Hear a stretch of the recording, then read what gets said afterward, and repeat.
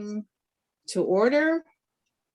The County of San Diego, Leon L. Williams, San Diego County Human Relations Commission, meeting for December the 14th, and we're starting right at 2:01. Welcome, all of you wonderful commissioners. Love, nice seeing your face, and welcome to all of those that are online with us this morning. And we're going to go ahead and get started, and this meeting has been called to order. On to roll call. And I would just want to confirm with Edith Sanchez that if you are going to be the sheriff's rep today before I call the roll. All right, great. Yes, thank you. All right, so let's call the roll. Commissioner Naya. Here. Vice Chair Arton. Commissioner Kate Chasen. Present. Commissioner Kate Clark. Commissioner Cinnamon Clark. Commissioner Estela de los Rios. Present. Commissioner Desert. Commissioner Elliott Santos.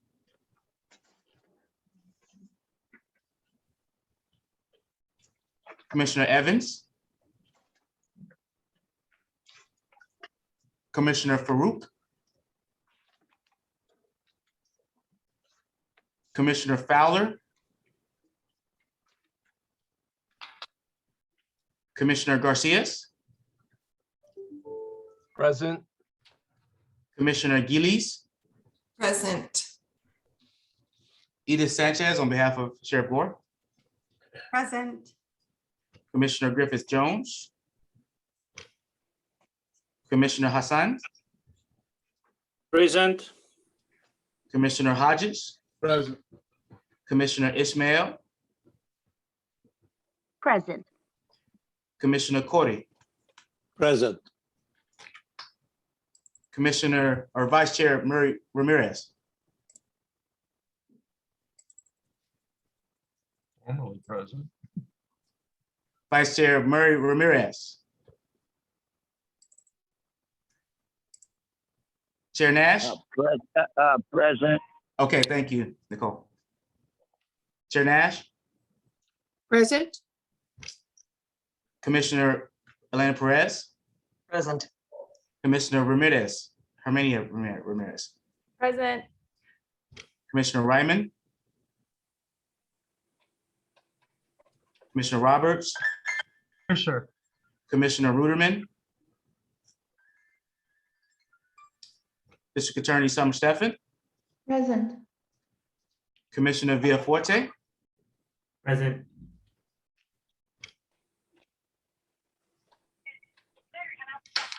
All right, we can move to agenda item one, but actually a part of the roll call, Chair Nash, we actually have a new member, Commissioner Garcias. So if you would like to allow him to have a few minutes to speak, up to 3 minutes, and he can include some information about his work and community experience, who he is, what you're passionate about, personal bit of information, demographic information that you'd like to share, and a fun fact about yourself. And I'll put this on the screen so you can see it. Commissioner Garcia. Thank you. I guess I'll be on the spot for a minute here. Yes, I'm David Garcias. I was formerly, I was the president of SEIU Local 221, which was representing about 13,000 workers in San Diego and Imperial counties. I was personally, and our organization helped found and put together the San Diego Rapid Response Network. And I was very, very, very happy to have supported that effort. And I'm also staying involved with the Rapid Response Network. And I am really proud to have been able to help immigrant families in San Diego. And then also I'd like to say I was really a strong and passionate participant about the Fight for 15 to make sure that the California raised the minimum wage, helping, millions of workers get paid more. So I've been involved in a lot of community groups, from from the center, the LGBT center, the BayPAC, the Cesar Chavez Service Club.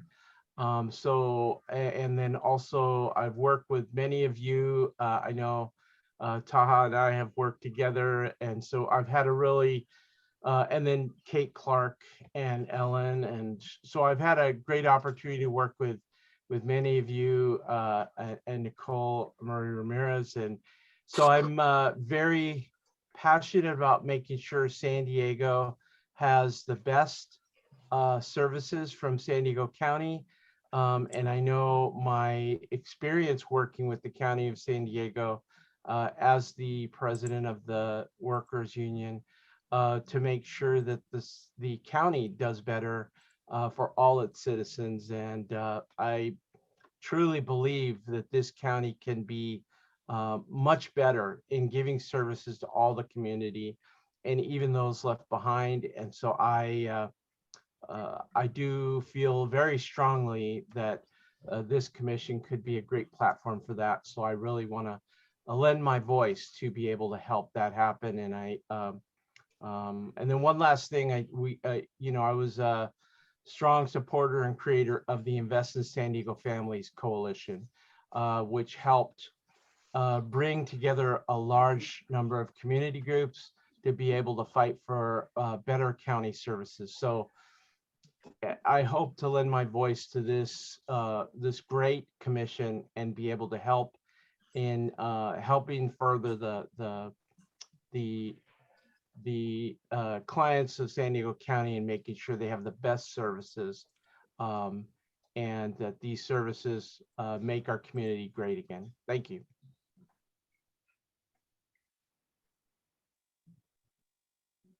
Thank you, Commissioner Garcia. This is Commissioner Ramirez.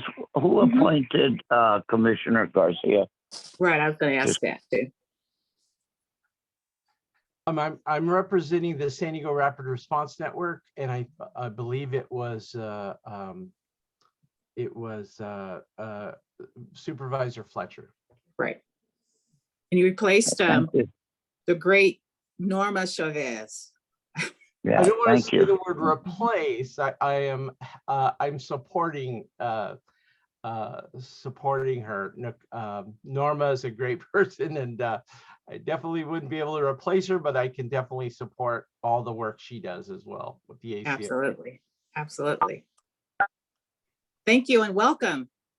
Thank you. All right, Chair Nash, we can move to public comment now. And Naraz, did we receive any requests to speak? Yes, Andrew, we have one request from Tom Packard. Okay, Madam Chair, you can allow him to speak up for up to 2 minutes. Absolutely. Welcome.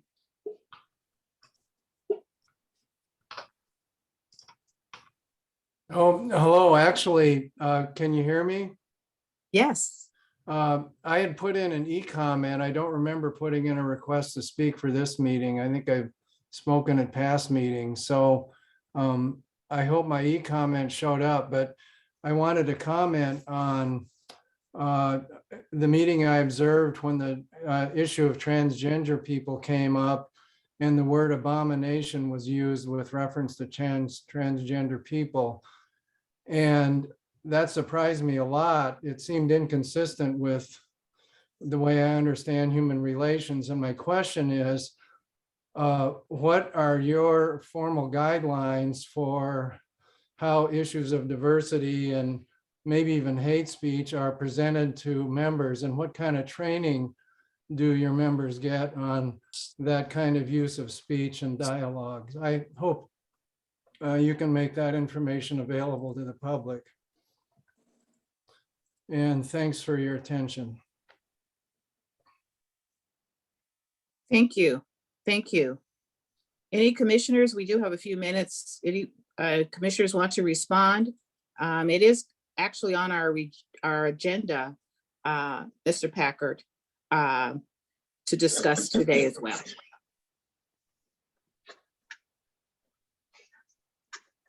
Chair Nash, this is Kara Desert. I'd be happy Yeah. to wait until the agenda item, but I would like to speak with agenda item 8. Okay.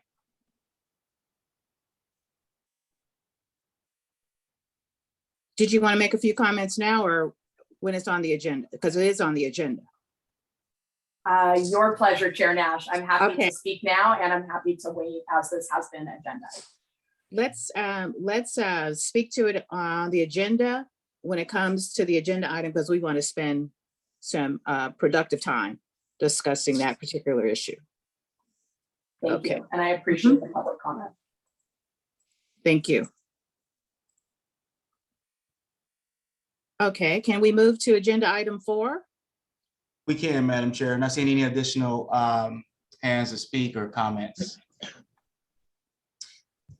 So, Madam, This is on the teleconferencing meeting. it is. Andrew, you want to bring us up to date, Mr. I will. So, Madam Chair, on December 8th, you sent a letter to the full commission that stated on November 9th, 2021, in order to continue the meet remotely, the commission found on behalf of itself and all of its committees, the circumstances of the state of emergency and state of local officials continue to recommend measures to promote social distancing. The commission also authorizes the chair to renew the determination should the commission be unable to meet within 30 days. Because the next commission meeting is not until December 14th, 2021, I write this letter to confirm I have reconsidered the state of emergency and confirmed it is still in place. I have confirmed the letter from Dr. Wooten, September 23rd, 2021, recommending social distancing is still in place and posted on the county's website. Based on these facts, the conditions exist for the legislative body to continue to teleconference as allowed by Government Code 54953E for an additional 30 days. And Madam Chair, you would have to, at today's meeting, we would have to vote to ratify your letter. And the motion would be to ratify the chair's determination of required findings dated December 8, 2021, pursuant to Government Code, Section 54953E3. Find the legislative body on behalf of itself and all its committees has considered the circumstances of the state of emergency and the state and local officials continue to recommend measures to promote social distancing and authorize the chair to make the determination should the commission be unable to meet within 30 days. And this will allow you to have the flexibility in the new year, Madam Chair, to have a hybrid meeting like the Board of Supervisors do as well. So if we wanted to have some in-person meetings as well, but still have an option for hybrid teleconferencing, we could do that with this motion. Can I have a question, Commissioner Roberts? Can we, since this has to be a roll call vote, can we also roll in the motion to extend it the next 30 days? Since we're ratifying the previous 30 days, can we add a motion to ratify the next 30 days so we only have to have one roll call vote? And I would ask our county council to chime in on that, because I think in the legislation it says that you have to do it every 30 days. So I'm not sure if you can combine it, but council, could you chime in on that? Sure. Yes, the motion before you does 3 things. It ratifies the chair's determination, which was authorized previously by the commission. It does make the current findings, which will then allow you to meet remotely for the next 30 days. And then it also authorizes the chair to make that future determination should the commission not be able to meet. So this single motion does those 3 things, and it covers exactly what Commissioner Roberts has indicated. So essentially, will we be able to draft another letter if the chair wants to before the next 30 days, send to the commission and then ratify it? Or would we need to vote again at the next meeting, I guess is the question. So at the next meeting, yes, you will need to make, take all the relevant actions. But my understanding is that, you wanted to do those 3 things in the single motion. So you only need to take 1 vote today. This is Commissioner Khoury. I have a question. Was it affected in any way by the orders that came from the state yesterday demanding that starting Wednesday, masks be worn indoor public spaces, etc., for the next 30 days. And did that order include anything about extension of face-to-face meetings, etc., etc.? Are you aware of any?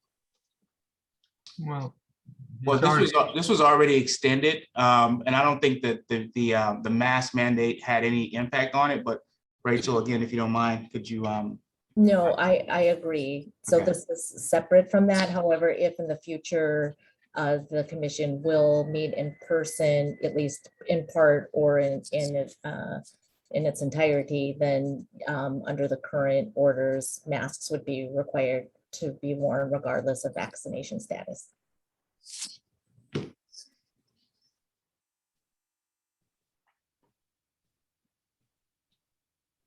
Any other questions? I need to think make, Yeah, I think I heard a motion from Commissioner Roberts. I This is second the Elena, and I motion. would second. Okay. Okay. And we have two commissioners that second. All right, we'll call the vote. Commissioner Anaya, Aye. Vice Chair Arton, Aye. Commissioner Chason, Aye. Commissioner Kate Clark, Aye. Commissioner Cinnamon Clark, Commissioner De Los Rios, Aye. Commissioner Desert, Aye. Commissioner Elliott Santos, Aye. Commissioner Evans, Aye. Commissioner Farouk, Aye. Commissioner Fowler, Commissioner Garcias, Aye. Commissioner Gillies, Aye. Edith Sanchez on behalf of Chair Court, Aye. Commissioner Griffith Jones, Commissioner Hassan,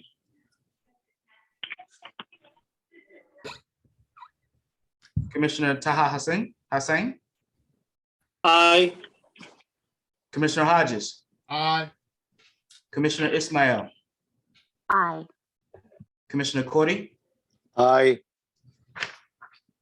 Commissioner Ramirez, Nicole Ramirez, Aye. Chair Nash, Aye. Commissioner Perez, Aye. Commissioner Herminia Ramirez, Aye. Commissioner Ryman, Commissioner Roberts, aye, sir. Commissioner Ruderman, DA Summer Stephan, Aye. Commissioner Villaforte, Aye. Commissioner Legaspi. Apologies, I think I might have skipped you. Aye. Thank you. Okay, that motion passes. All right, we can move to the next agenda item, Madam Chair. Okay, agenda item 5, 2022 meeting dates. We need to take a vote on that particular item.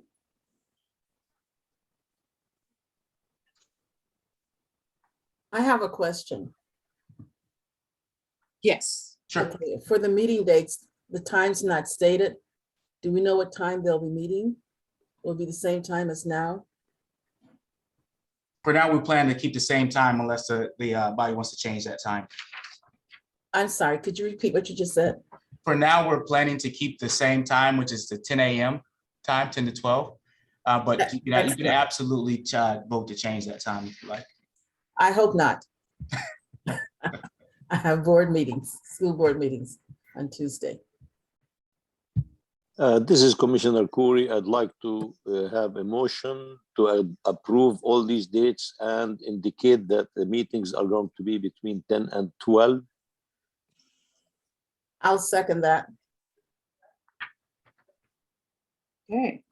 I'd like to comment on it. Can we make it the same, like the second Tuesday or the third Tuesday on every one of them? Because that way it simplifies scheduling. That was the goal, but a couple of them fell within holidays and things of that nature, so we had to work around some of those. So, but I think we're trying to be fairly consistent as far as that. I think it was the second, I think it was the third or fourth Tuesday of the month. Third. Third. Okay. Okay. Any more comments or questions?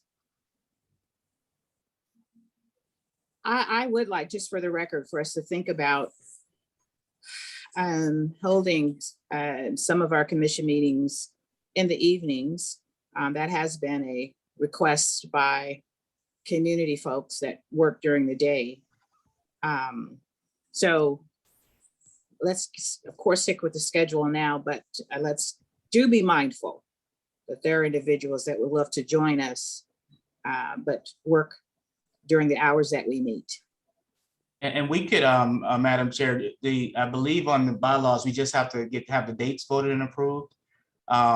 So the time we could just plan to have them at 10 a.m. unless the commission decides to have a few of these after hours, after about 5. So something that we could plan for early next year if you like. Okay, As a part of our strategic planning as well. thank you. Thank you. Okay, call for the vote. All right, Commissioner Anaya, Aye. Vice Chair Arton, Aye. Commissioner Kate Chason, Aye. Commissioner Kate Clark, Aye. Commissioner Cinnamon Clark, Commissioner De Los Rios, Aye. Commissioner Desert, Aye. Commissioner Elliott Santos, Aye. Commissioner Evans, Aye. Commissioner Farouk, Aye. Commissioner Fowler, Commissioner Garcias, Aye. Commissioner Gillies, Aye. Edith Sanchez on behalf of Sheriff Gore, Aye. Commissioner Griffiths Jones, Commissioner Hassan, Aye. Commissioner Hodges, Aye. Commissioner Ismail, Aye. Commissioner Cordy, Aye. Vice Chair Murray Ramirez, Aye. Chair Nash, Aye. Commissioner Perez, Aye. Commissioner Armenia Ramirez, Aye. Commissioner Ryman, Commissioner Roberts, Aye. Commissioner Ruderman,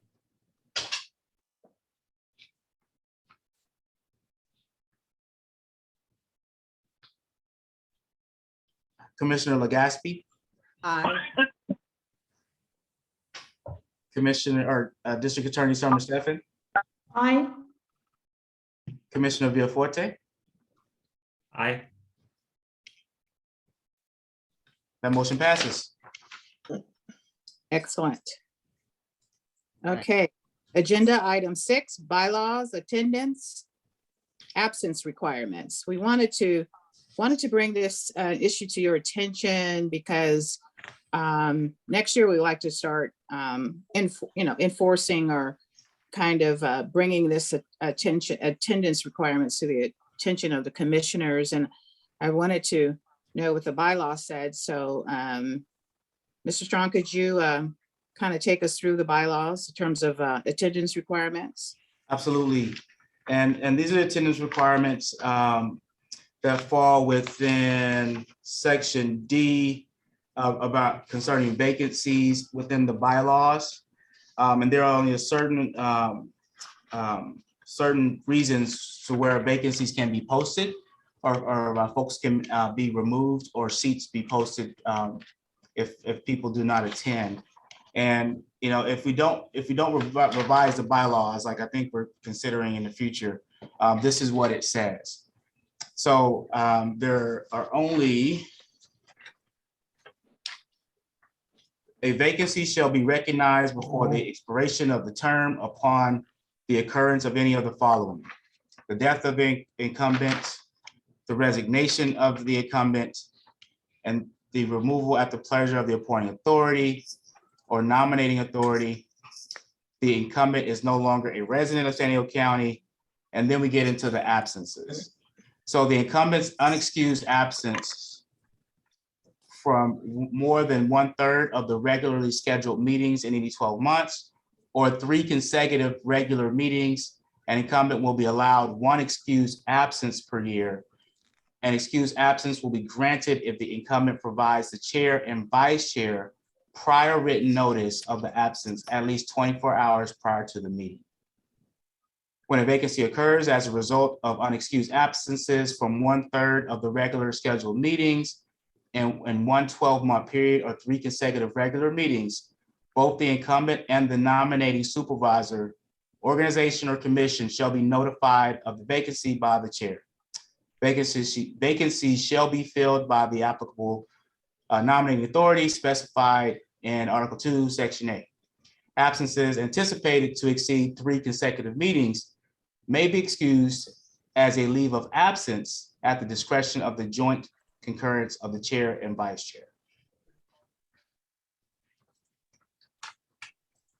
So, Madam Chair, I believe you want to make it clear and just kind of put this on the screen for all of our commissioners.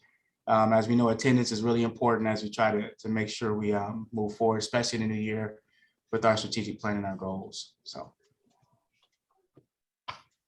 Question, does this language apply to our subcommittees?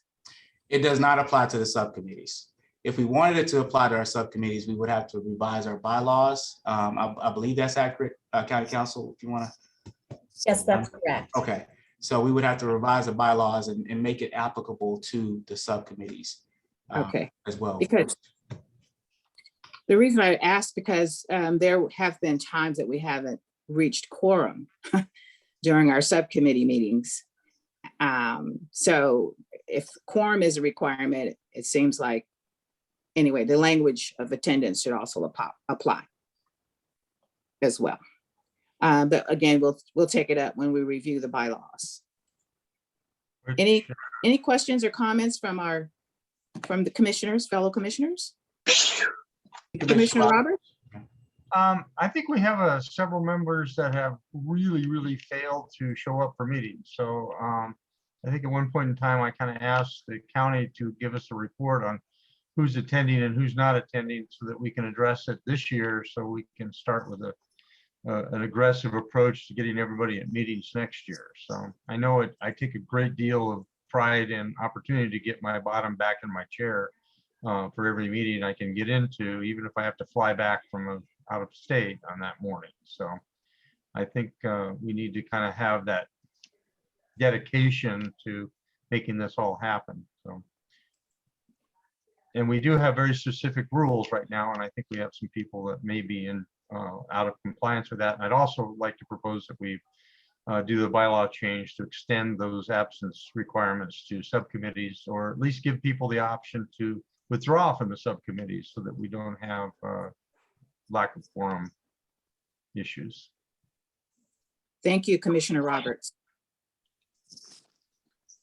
And to that point, Commissioner Roberts, that's one thing our staff is going to be working on, is going back through all of our minutes and putting together a report. And we'll be briefing the chair and vice chairs on that report before our first meeting in January. Okay, can I also request that you go back through all the subcommittee ones just so that we have a reference point? Absolutely. I had a quick question. Do members currently, are they able to notify either the chair or, let's say, the county, to let them know, like making an excused absence? Let's say something happened, a family emergency, something. Are they able to do that currently, or is there a provision for that?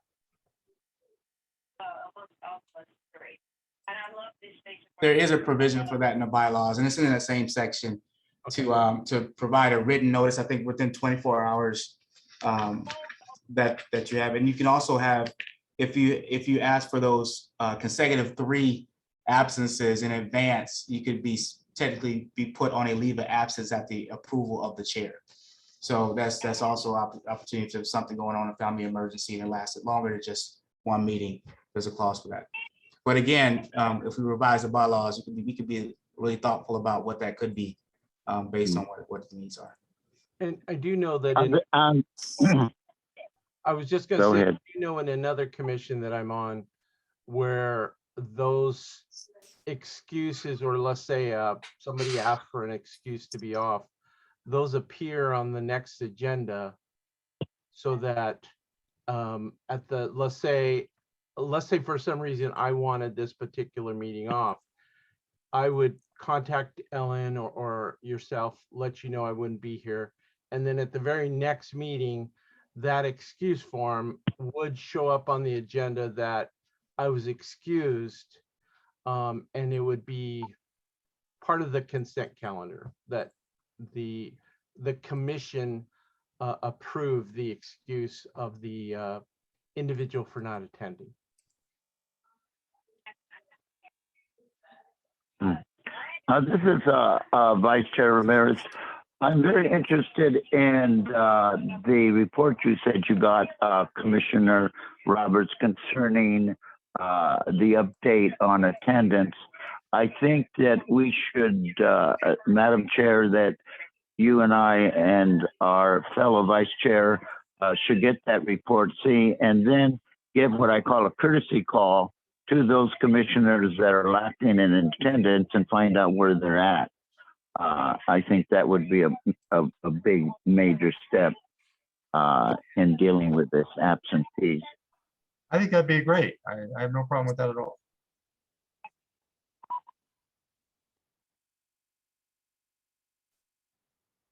I do know that I didn't receive an invitation other than just the last about an hour. It's possible, and I don't know if that's the case, that maybe some of them are not receiving the invitation of the meeting. I actually had to thank you to Ellen for, I had to go out there and actually search the calendar to figure out when the next meeting was proactively on my own. And who's speaking? I'm sorry, who's speaking?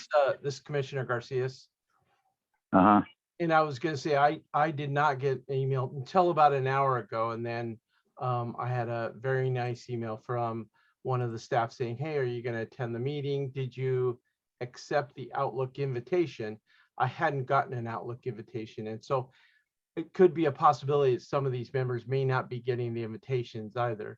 I had to proactively go onto the web page, find the schedule, and then be able to put them in my calendar. So, you know, it just, that might be something that might be worked on as well. And you're absolutely right, Commissioner Garcia. That's one of the things we noticed. We were sending calendar invites to some folks and they weren't getting the calendar invites because of Outlook or something. But your specific issue was something that was a misstep on our team. So we'll make sure you're on the list moving forward. Okay, thank you. Mm-hmm. And I believe I heard Commissioner or Vice Chair Ramirez. No, I have Okay. nothing more. Thank you. Commissioner Warsan Arton. Yeah, not to go on a tangent, but speaking of vacancies, I'm curious as to whether or not every supervisor appointed has filled their spots. The reason why I ask is specifically, I know that or at least my understanding is that each supervisor is supposed to appoint a youth member. And to my understanding, we definitely do not have 5 youth on this commission. So how do we address that? Is like, what is the responsibility of the supervisors to make sure that they're filling the spots and specifically appointing the individual, or, you know, in this case, like they're, you know, filling the youth seats, for example, to make sure that we have the youth representation on this commission. And thank you for that, Vice Chair. And that's something our office is continually working with the board offices to push them to appoint their seats. And I think we'll have 2 youth seats that are left over, Chair Nash. I believe that's what we discussed, that need to be appointed. And so we'll continue to work and get those seats appointed. But that's something that's not necessarily on the agenda, so we can't discuss that. But that point is definitely well noted and accepted. Thank you, Vice Chair Orson, for that observation. Okay. Any other questions or comments, or can we move on to the next agenda item? I do see Okay. Commissioner Roberts' hand up. I'm not sure if Okay, you still want to speak or no. Okay. okay. Great. Agenda item 7, discussion on school hate incidents. I think this was a sort of a leftover from our last meeting. Yeah. Yeah, from our last meeting. I wanted an update. I think there's been some movement, and Commissioner Evans, could you speak to your knowledge regarding the status on the school hate incidents? Well, I think CIF did take some action, correct? correct, they did with the action of the tortilla incident. As you know, Coronado lost its title, and it was challenged, and CIF stood by its rules, and Coronado still does not retain its championship title. And in talking with the CIF representative for California School Board Association, there's a lot of controversy because, you know, CIF is directed by people who are somewhat conservative, even though they do project and say that, fair sportsmanship. But basically, it's more focused on winning scholarships, titles, that kind of thing. So, but as far as Coronado, it's still definitely Coronado will not have that title. Okay. And as far as the individuals, the man who actually brought the tortillas, I have no idea as to what consequences he's faced. And I don't think he's faced any other than maybe community, disregard, but actually nothing. The coach has been dismissed as the coach. Okay, even though he is a teacher, I believe a 3rd grade teacher in Sweetwater School District. And that's where we are. This is Vice Chair Ramirez. I think it would be a good thing for our chair to send. I know that you're absolutely correct that they petitioned to have overturn the decision to take away their championship, and they for the second time said no. So they've withdrawn, as my understanding, to any more of trying to get it back. But I do know, and I think we all know, that the athletic commission or board or whatever it is that made this decision has gotten a lot of negative response. And I think it would behoove us as a commission to send a letter to the board and just saying that we appreciate their stand and we felt it was the right stand to take. I agree. But again, I think they could be a lot more effective. And the other thing is Cathedral School. I know that several, schools within the district, charter schools who play against Lincoln have canceled playing against Lincoln or are playing against Lincoln at Lincoln High School, allegedly because quote unquote safety issues. So I think that needs to be addressed. All right, and Cathedral continues to have these T-shirts that say, Cathedral versus convicts, and some other even more hurtful kinds of comments, which I won't share. But I think we still need to investigate overall what the school districts are doing in terms to eliminate school hate. I know the districts can say, well, that's an after school, off campus, situation, wearing t-shirts. We don't have any control over that. But at the same time, I think, we need to look more in terms of what are we doing for social emotional learning? What are we doing regarding diversity, equity, and inclusiveness? And what are we doing in terms of just teaching civility and maybe going back, reinstating civics into the curriculum? And how are we supporting ethnic studies or as well as history courses that truly teach the truth about our history, United States history, or world history for that matter? And Madam Chair, we have a few hands up. We have Commissioner Gillies, Commissioner Chason, and Commissioner Knight. In that order. Thank you. Thank you. I thought that we had written a letter as a commission to CIF and asking them about that. I think they had said that they were doing trainings or that trainings were available to coaches, and we asked what the nature of that was. And I'm wondering if we ever had any response or follow-up regarding their curriculum and their trainings. Their trainings are posted. No, I don't think that they've actually responded to us. No. We're going to send a letter. We changed the tone of the letter because based on CIF's policies, vision, and mission statement, they state that they believe in, equity and fair play, et cetera, et cetera. In terms of the reality of the situation, I don't think so. Okay. Commissioner Chason? I struggle to organize my thoughts when we talk about this topic because it's one that we've been bringing up for months now.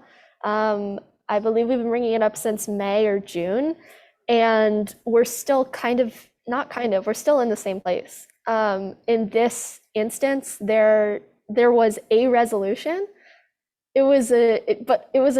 To be transparent, it was a shallow, short-term resolution. There is no systemic change that is going to come from a coach getting, or from a team getting a slap on the wrist by the organization, or from CIF. That's not going to make change.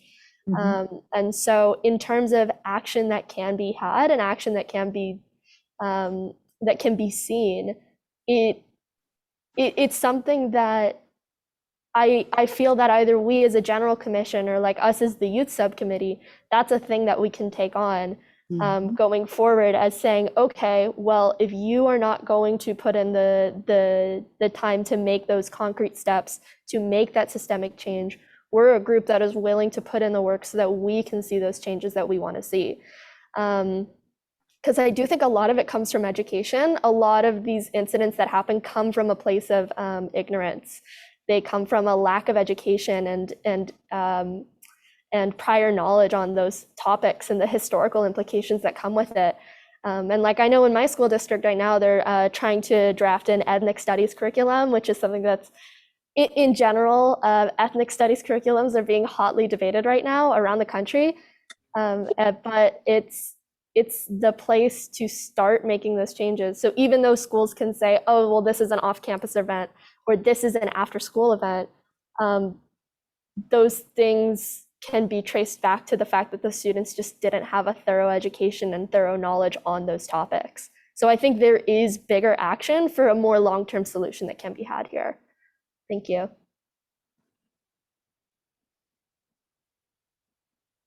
Thank you for your comments, Commissioner Chason. And it is really the place for this to be.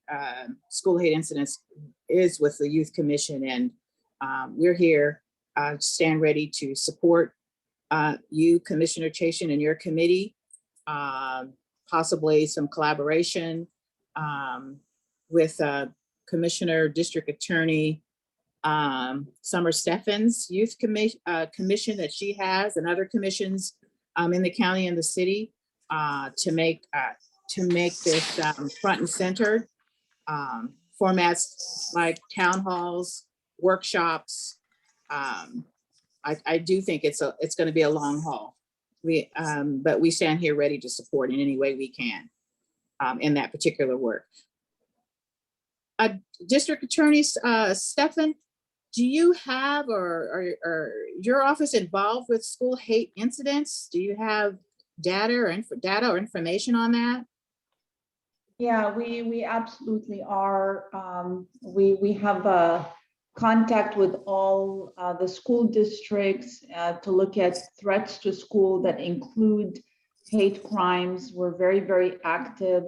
We evaluate, we also prosecute some of the incidents, but we can't talk about them because hate crimes, that don't involve the level of violence that send them to adult court are protected in privacy. So the public doesn't get to hear about them, but they're things that we work, seriously on, and we, bring accountability. But in some incidents, like an incident recently, the victim wanted more of a restorative process, and it was a very healthy process between the youthful offender and the victim. So it's complicated. We take everything in, but we stand ready. We have the connections with all the school districts. We stand ready to assist, this commission or any subcommittee in whatever ideas to promote this. This is Commissioner Khoury. I have my hand up. Sorry, go ahead. Oh, sorry, Commissioner Anaya. Sorry, I apologize for that, but I got to jump in, and I had my hand up to be respectful, but someone mentioned we've been at this for months, and they are absolutely right. And we are actually repeating ourselves today, and our discussion is repeating itself.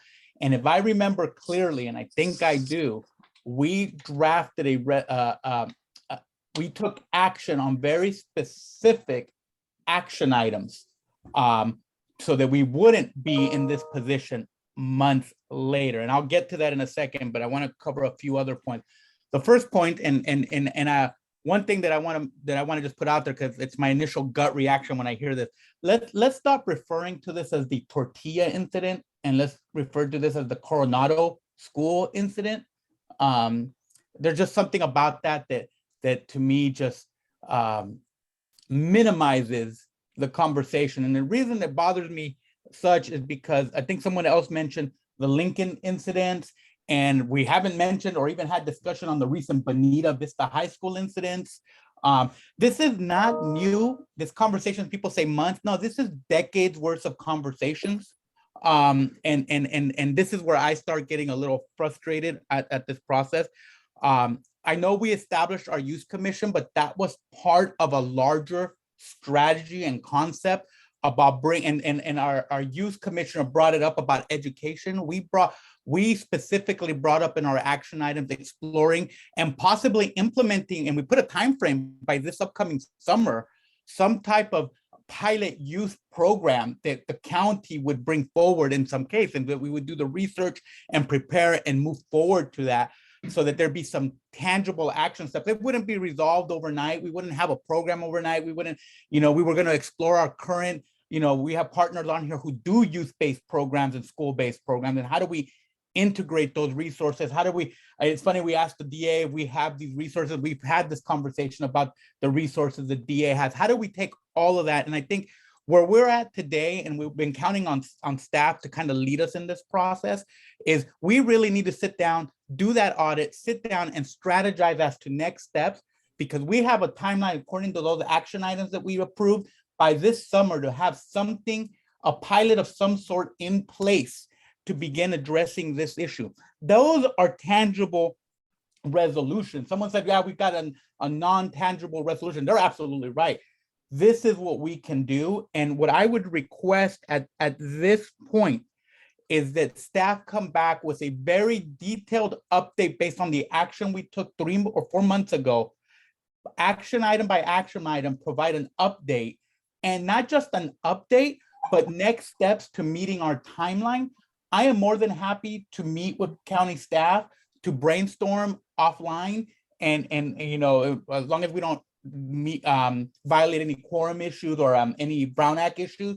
But if we could figure out a way, I would be more than happy to sit down, strategize, and work toward to bring something forward to both our youth commission to give feedback on, to this commission, to all our commission committees, so that we can move this forward. Because if not, we're just going to keep going in circles, and we just keep adding incidents, right? Coronado, Bonita, Lincoln. We're just, you know, if we want to sit here and keep adding incidents and not have something to move forward, that's fine. But we're just going to be having this discussion for the next, you know, decade. Can I chime in real quick, Chair Nash? Yes, you may. And so you'll be happy to know, Commissioner Naya, we are working on a draft RFP to go out for consulting services to develop a program based on the recommendation number 3 that you submitted back in June, I think it was, when we had this discussion. So you're absolutely right. We've already briefed, I think we briefed the youth subcommittee a little bit yesterday or sometime this week. And so the goal is to draft that RFP, have it ready for a review and working closely with the youth subcommittee. And now also to have some members either from the youth subcommittee and also the larger HRC to be on that selection process. So the goal is to develop that program. You're absolutely right. And we're moving in that direction. So just wanted to share that. This is Commissioner Khoury. I agree with everything that Pedro said, Commissioner Anaya. At the same time, I think we have a responsibility not only to look at the past, but to look for the future. And there are a lot of issues that are taking place in schools right now that include the discussion around ethnic studies in general, as well as critical race theory, etc., and so on. And I'm going to suggest that I'd like the commissioners to think about forming a subcommittee to look at this issue of the future education, not only the youth group, but also a subcommittee that will include experienced people too within, like Commissioner Evans and others, to go ahead and look at what's going on right now in all our education, including ethnic studies as well as critical race theory.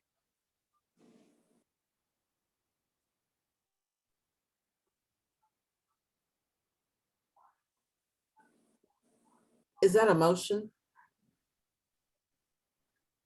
I will consider it as a motion, yes, please. And I'd like to be on such a subcommittee too. Well, I second the motion. Madam Chair, I have my hand up, so I don't know if you can. Go ahead. Have your, Commissioner Gillies. So I also want to add in, because nobody's mentioned that the recent incident at Torrey Pines High School, which was very painful for the Jewish community right on the heels of the Bonita Vista High School incident.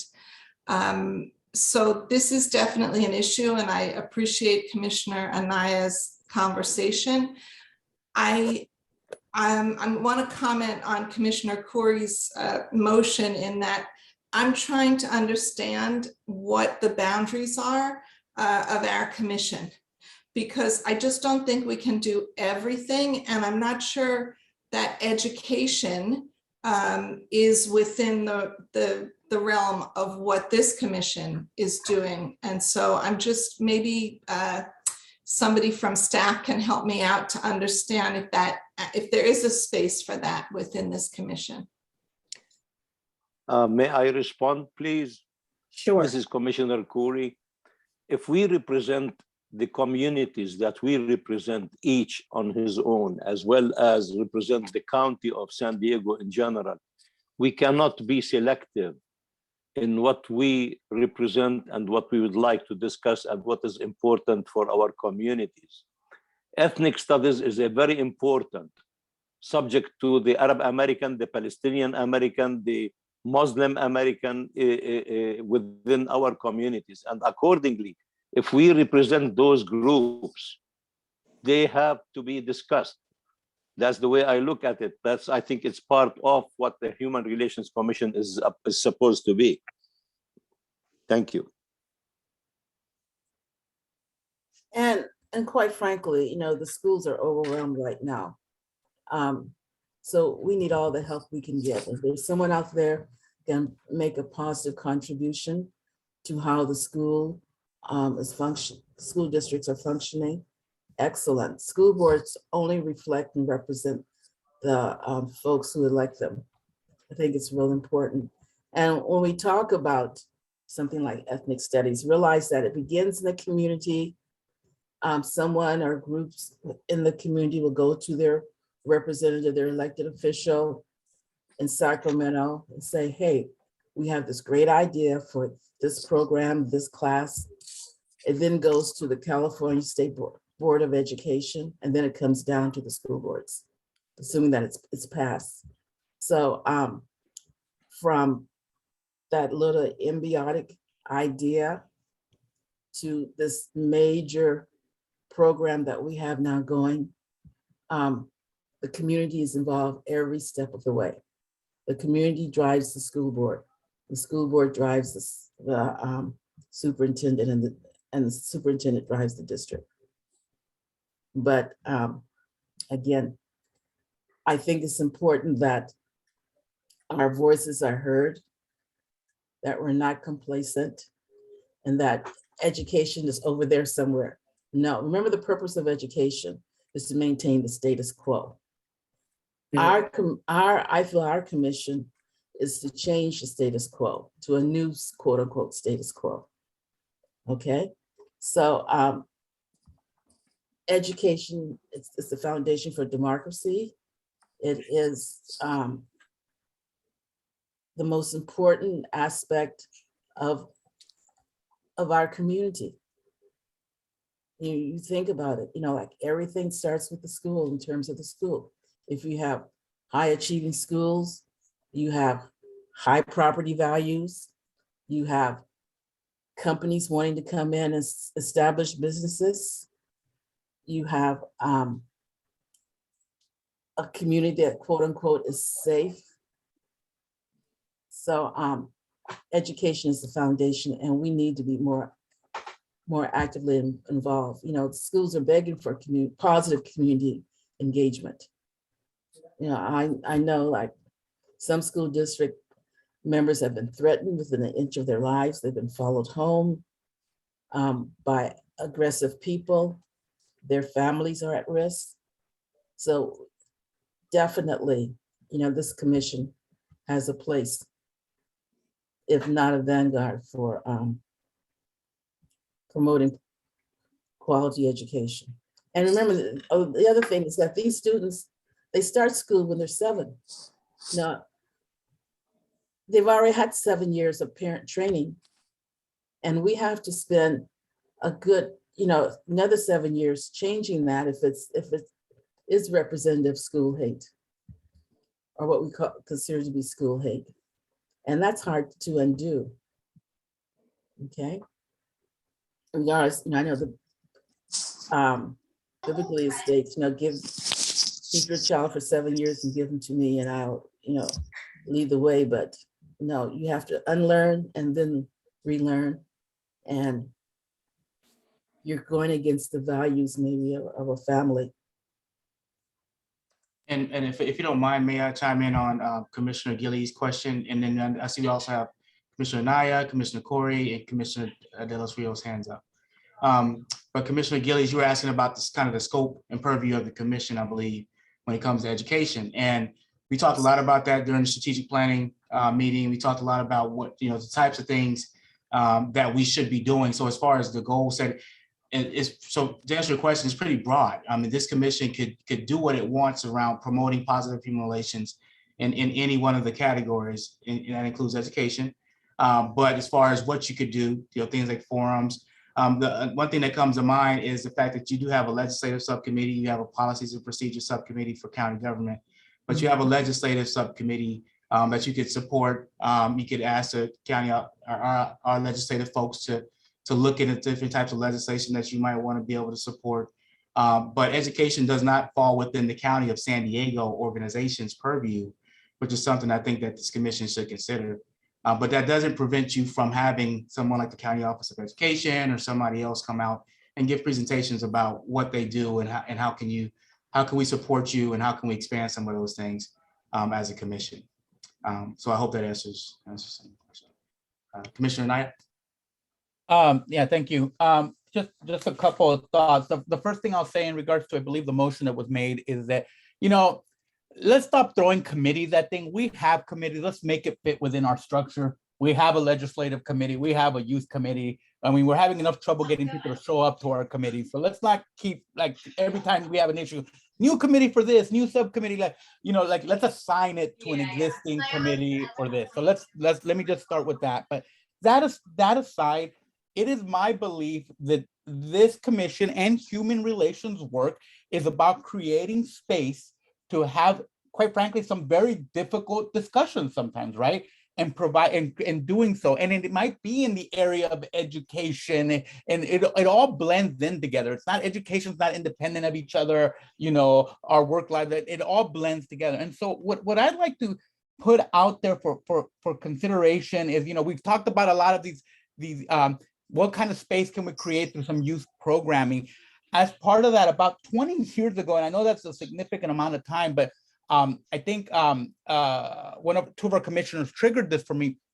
We pulled together, the organization I was with pulled together what we at the time called a youth congress, where we helped guide it a bit, but it was really a youth congress where youth from San Diego County got together, identified the key issues that wanted to discuss that were important to them. And we did it through a matter of like pre-surveys and conversations in advance. And then we brought those to the table and had different breakout sections where each group was, in essence, as youth, were challenged to develop policy statements and plans for each of those to present to local elected officials. And so let's just use the example of critical race theory. That could be a hot topic item. Let our youth debate it, discuss it, and come out with what they think the policy initiative should be. And then they came up with, a 12-point policy statement that they started presenting to elected officials and said, this is what matters to us as youth. This is how we'd like you to address it. And they put it on the record as young people. And what we did is we found youth throughout the county to be part of this. If we do something similar to that, and we can assign it to our youth commission to work on, and I'm always happy to present how we did it, but then they can modify it to fit the needs of today and work with staff. So again, I'm about creating these spaces and working with our subcommittees. I mean, if this is the issue and we like to move it forward, well, let's set a goal to put something like this together. It doesn't have to be a youth congress. It doesn't have to be called that, but how do we create the space for them to have that discussion? And let's set a goal. Let's do that in March, or let's do that in April, whatever, and start working towards it. What does it look like? So anyway, I'll put that out there for consideration and move that forward. Thank you. Commissioner Corey. Commissioner Corey? Yes, ma'am. I still believe, I am coming from a point of that there is lots of effort on certain groups within, political or otherwise, within California and within San Diego County, who tried very effectively to erase the history of Arab Americans from ethnic studies in general, as well as ethnic studies, and the requirement to bring to light the facts and the truth to, especially in our education system, to many of those erasures that took place and so on. That's why I believe it's not only a youth issue, it is really a community issue. It is a San Diego County issue. Not only the Arab American community alone, history-wise, were erased. The Muslim community has been erased for a long time, and others have been erased. The Black community has been erased, etc. And I think that's a very hot issue that represents what our communities within the county are discussing and worried about and talking about. And that's why I think it is one of those issues that we should rise up to the table. And as Pedro said, even if we disagree on certain things, but still we need to bring to light some of the facts and the discussions and etc., and come up with recommendations ultimately to the San Diego County Education groups in general or districts with respect and regard to these issues. We can't just sit down and stay away from that subject, knowing that it is a very hot issue for many of our people. Thank you, Commissioner Corey. I want to interrupt right now. We're on a time-sensitive schedule, and we have our next agenda item that I really want to spend some time with coming up with a solution. So if the remaining commissioners could shorten your comments, and we definitely want you to know that this is an important subject and we are going to take action on it. But I also want to spend time on our next agenda item as well. Thank you. Commissioner De Los Rios. Yes, thank you, Commissioners, and also thank you, Chair. I'll make this brief. I am personally working with the San Diego County Coalition for Equity on Education and addressing critical race theory in the schools and meeting with the schools administration. But I believe it's our obligation as Human Relations Commissioners to have a voice and possibly send a letter of support, a letter to the school board, superintendent, school board, the head, whatever that chain is, and send a letter. And I also do agree with having us put this as on a priority, because school hate affects all of us, not just the children, but parents and community and so forth. So I just wanted to put that out there, that I am totally on board to support whatever this commission decides, and we need to take action on it, especially because that word HATE should not be in our San Diego community. Thank you. Commissioner Evans. I'm going to be really brief and blunt. We do not teach critical race theory. We do not teach critical race theory in the schools. We are teaching ethnic studies. We are revamping our history books to reflect the true history of our country and what's going on in the world. There is a difference between critical race theory, which is making a whole bunch of money for some folks, that politicians and the media have bubbled up to this ugly monster does not exist for us. All right. We are teaching ethnic studies, and there is a difference. And Thank you. Seriously, please stop saying critical race theory. Thank you, Commissioner Evans. Commissioner Chasen? Yeah, so I've been listening this whole time. I'm bookending this dialogue. So I'm the only high schooler on this commission. So my constituency are the people that we are talking about in this issue. That is my constituency, textbook definition. Those are this is my group. So I'm gonna try and keep my comments brief. The conversation has pulled in a lot of different directions as we've gone through this dialogue on this topic. I think, one, we've established that it's an issue. We've established that it's a broader issue, and a way to go about it is education. And then once we hit education, we started diverting off talking about, I brought up ethnic studies, then it turned into critical race theory, then it turned into we need a subcommittee to talk about critical race theory, which is beyond the scope of this commission. So what we can do is, if we want to say, okay, this is a problem, we can highlight other people that do, and other organizations that do work within the scope of that issue, because that's what we're here to do. We're here to create relations between the people that are qualified to talk about these issues and the people who have experience talking about these issues. And a lot of the things that were brought up during this are things that I'm also going to bring up when we do our subcommittee review, because it's really relevant to the youth subcommittee and what we want to talk about. So I'll save a lot of my comments for that, but just this has been pulled in a lot of different directions, and I just wanted to ground it with the fact that this is about high schoolers, it is about ignorance, it is about education, and it is about systemic issues pertaining to education.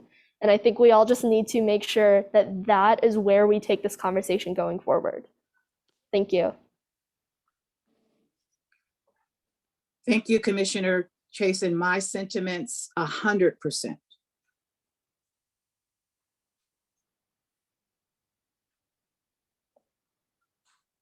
Any other comments before we leave this very important subject? Yes, this is Commissioner Khoury. I have a motion. I'd like to hear what is going to happen to that motion. In regards to the creation of subcommittees, it is the chairs, within the scope of the chair's responsibilities. I want to take this under consideration and again, do some exploring on the current composition of subcommittees that we have, but also speak to, and I stand with Commissioner Kate Chasen's stance on this. So let us consult with vice chairs and some of the other commissioners, and let's take this carefully and cautiously within the scope of our current subcommittee structure at this point. Thank you. I see other hands. Can we move on to the next agenda item or any more discussion on this? There will be ongoing discussions, but I want to move on to our next agenda item 8. Not seeing any more hands, Chair Nash. Thank you. Okay. Agenda item 8, please.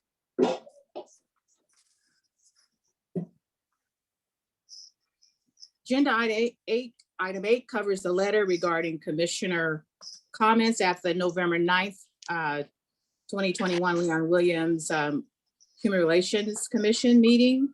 I would like to start with our own Commissioner Attorney Cara Desert to make introductory comments.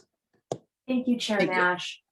Thank you, Chair Nash. I want to begin by centering us in the Commission's mission, which is to promote positive human relations, respect, and the integrity of every individual, regardless of gender, religion, culture, ethnicity, sexual orientation, age, or citizenship status. I want to remind us, especially for those commissioners who are new, that when this commission was begun again, there were a few seats reserved for organizations that are so integral to the mission of this commission that the organization, rather than the individual, received a dedicated seat on the commission. So one of those such organizations in the bylaws is the San Diego LGBT Community Center. That is who I represent, and our mission is to enhance and sustain the health and well-being of the lesbian, gay, bisexual, queer, transgender, non-binary, immigrant, and HIV communities for the betterment of our entire San Diego region. For those of you who were not here on November 9th, I will not repeat the hate language that Commissioner Hodges used in reference to not only our general transgender and non-binary community, but specifically to the 2 transgender commissioners who were a part of this commission. The word abomination was used, sinners, and intentionally misgendered people. What you all may not know is that after that meeting, Commissioner Hodges doubled down on his hateful language in a letter to Chair Nash. I would ask Chair Nash to make that letter public so that all of you can see that this commissioner doubled down on his hate language. I won't repeat that hate language here, but suffice to say, spoke disparagingly using hate language about the LGBTQ community and particularly the transgender community, saying that he will not tolerate these behaviors in his presence. I want to say that I believe in everyone's right to vote how they choose, their right to free speech and to freedom of religion, but this persistent, discriminatory, and hateful comments are simply antithetical to our mission here, the mission of this commission, and is disqualifying of his appointed position. We are called on not to serve our own interests, but to serve our region in furtherance of human rights, and it is clear that Commissioner Hodges stands vocally and fervently against our LGBT community, and he cannot serve this commission's mission. Therefore, I respectfully call for his immediate resignation. I wrote a letter to that effect. I shared it with Chair Nash. I shared it with our Board of Supervisors, and I want to specifically thank the commissioners who joined me and signed on to this letter: Vice Chair Nicole Marie Ramirez, Commissioner Julia Legatsky, Commissioner Gina Roberts, Commissioner Alex Villafuente, Commissioner Tammy Giles, and Commissioner Pedro Anaya. I will say she didn't quite meet the deadline, but Commissioner Eleanor Evans was with us in spirit on this. This is such a serious issue. We have just spent an hour talking about hate incidents in our region. This is a hate incident that happened here in our commission meeting on our watch. I am horrified, I am deeply offended, and I cannot stand for this to continue. I promised Chair Nash that I would come today with thoughtful solutions. And so I see 3 ways forward for this commission. Number 1, this commission joins me in asking for Commissioner Hodges' resignation effective immediately, as his comments and his letter in writing are simply disqualifying of his appointed position. Number 2, if that doesn't work, we launch a public campaign to Supervisor Anderson, also leveraging our relationships with the other supervisors, to ask for Supervisor Anderson to remove Commissioner Hodges from this commission. Third, if that still doesn't work, we have some power to revise our bylaws. According to our bylaws, Chair Nash does not have the authority to remove a member. That's reserved to the supervisor who appointed the commissioner.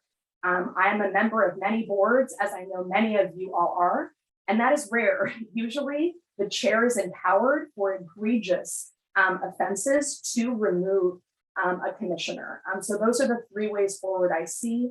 I, of course, want to hear and have a robust discussion here. I hope we can dedicate the remainder of our meeting to this issue because it is so serious and so egregious. I have offered several times and offer again that the San Diego LGBT Community Center has a training institute, and we would be happy to offer a training that we offer specifically about transgender and non-binary people to educate the commission further about this community and the severe level of hate, violence, and discrimination that this community experiences, resulting in the highest unemployment rate of any group, the highest rate of a number of health issues, including the highest rates of suicide of any group in America. So my heart goes out to our 2 transgender commissioners. I am horrified that this happened in your presence, and I call on all the commissioners to join me now in asking for Commissioner Hodges to resign effective immediately.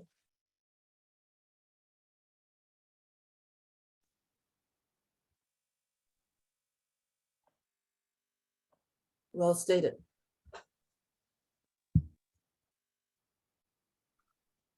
So I'd just like to say I am also I agree with Commissioner with the commissioner, and that some type of censure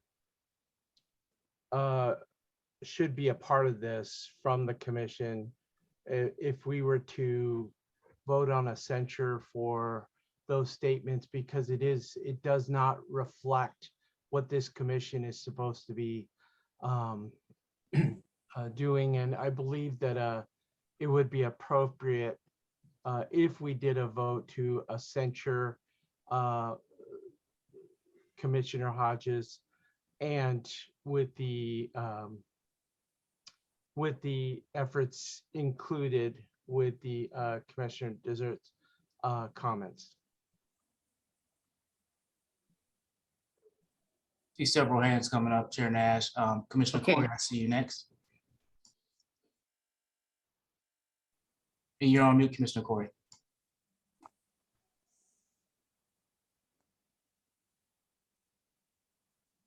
Still on mute. Let me see if, Naraz, could you unmute Commissioner Corey? He may be having some.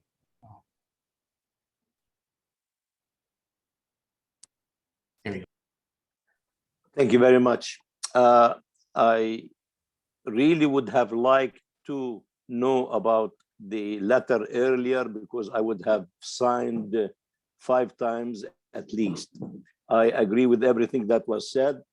I represent something called the American Arab Anti-Discrimination Committee. We are a civil rights organization, and we reject any discrimination in any manner whatsoever. Accordingly, I would support whatever the solutions that Cara came out or Commissioner Desert came out with, and suggest that we vote on it in order to go ahead and start implementing rather than just only discussing. Thank you. District Attorney Somerset. Although obviously we all respect First Amendment speech and varying views, the perspective I have is from the perspective of understanding what hate crimes are like and what hate speech does. And unfortunately, there's clear documented evidence that when you dehumanize people by calling them names and referring to them in a manner that dehumanizes them, it promotes violence. We know that this past year was the highest level of murders against transgender people. This commission has a duty to never in any way promote hate and violence. And words do matter. And we know in law enforcement that words can instigate violence by making somebody appear lesser and dehumanizing them, you are promoting hate and violence against them. So I definitely agree with Commissioner Desert on her recommendations. Commissioner Legaspi. First of all, I would like to thank Madam Chair and Vanessa for showing up at the Transgender Day of Remembrance. I thank Commissioner Desert for what she has said in support of the transgender community. It still affects me what happened in our meeting, because for 40 years of fighting for transgender rights, what has been said diminishes and evaluates all the hard work that I did. Like what I've said before, we were not asking for special treatment. If they cannot respect us for what we are, please respect us as a human being. And I'm sorry, I always get emotional on this topic because we are using the First Amendment to hurt people like me. And I did not expect this to come from a fellow commissioner on the Human Relations Commission, on which we are supposed to spread positive human relations. Thank you so much. That's all I have to say. Commissioner Elliott Santos. I just want to say thank you to Commissioner Desert for bringing this up. And I also want to voice that I would have signed on to the letter too. I'm sorry I'm late and I am in complete agreement. So thank you. And I am sorry that this happened at our commission meetings, and I look forward to moving on from this incident and never having to hear those kinds of words at our meetings again. Thank you. Commissioner Perez. Yes, I too was unaware of the letter and would have definitely signed on. I sent a letter of my own directly to the chair as well on this topic. I thought it was really, really important for us to take immediate action on something like this. We are the Human Relations Commission. If we can't relate humanly, we shouldn't even be part of this commission. I mean, people are looking at us, people are listening to us, and we have talked so much about what happened at that other supervisors meeting, and we just literally turned around and did the same thing. I was appalled. I was embarrassed that this is the commission I sit on, and that people sitting on this commission think that way in this day and age. There is so much education, so much going on that. Learn about it, read about it. You know, we're all human beings and there is no place at all. And I would never want to be part of something like that. And I would never want that to be repeated again. So I 100% support Commissioner Desert's comments on that. I respect the views of everybody involved here, but we really need to consider the words definitely mean something, and saying them out like that and reconfirming this, because then at some point, I believe it was given, they were given an opportunity to, oh, maybe that's not what I said, but then to stand there and confirm, and affirm what you said, that's, yeah, I thought that was completely disrespectful and out of line for a commission like this. And there's going to be other issues, not just this one, that we will be discussing and have discussed on this commission. And so we need to have members that are open. We need to have members that are accepting. We need to have members that want to make these changes. Otherwise, why sit on this commission? So I too apologize to those hurt. I apologize on behalf of our commission.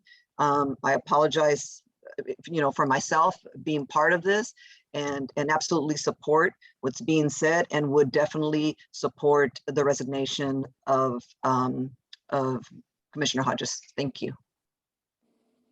Commissioner Anaya.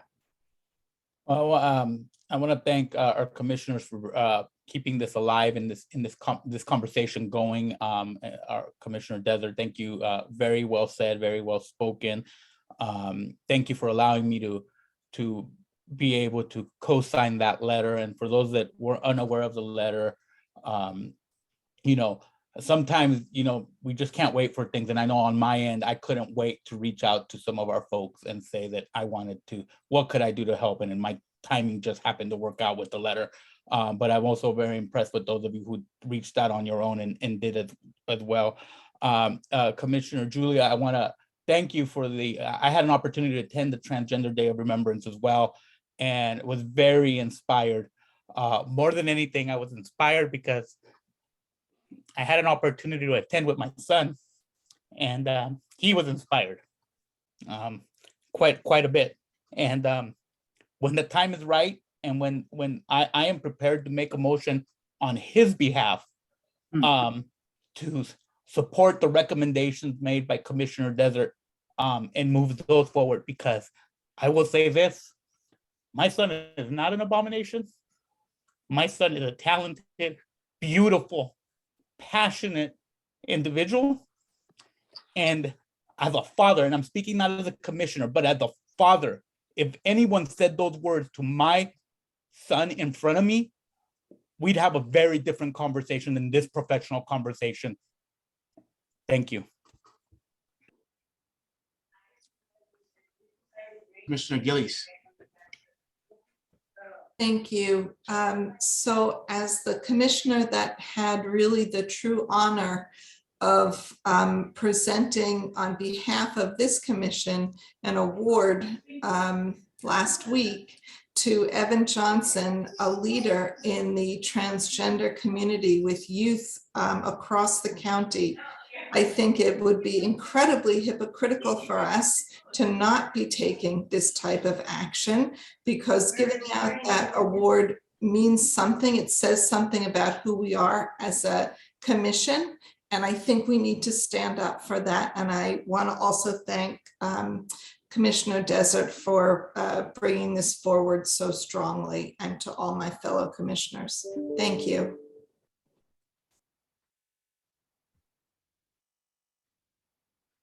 Commissioner Roberts. Well, this is Commissioner Ramirez. I've had my hand raised for quite a while. I know I'm on the phone. How does that work? Go ahead, Nicole. Thank you. This has been very difficult for many of us in the LGBTQ community.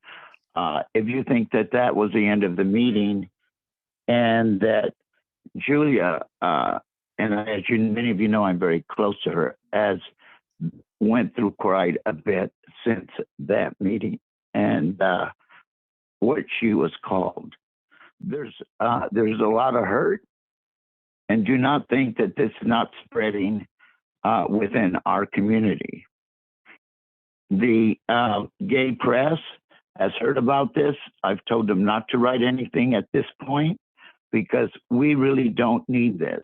I don't know how many of you saw, you say it takes a village, that put on our most successful awards event. And it was all of us working together. And it was a beautiful thing.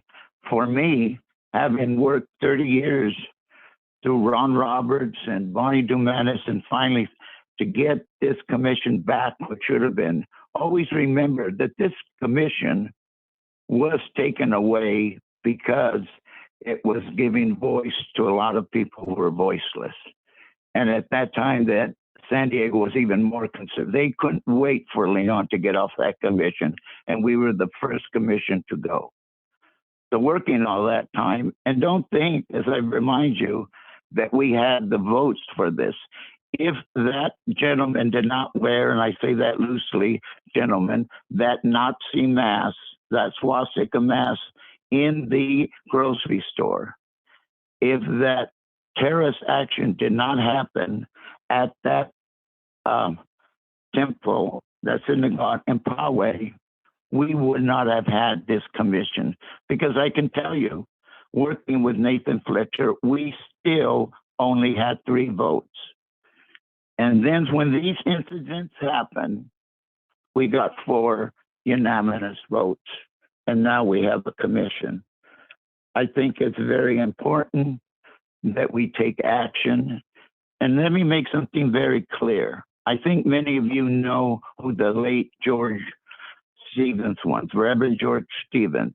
He had similar views, but he and I worked together on so many projects, on the Martin Luther King, trying to get the convention center, a street named after Martin Luther King, which was voted down by the voters.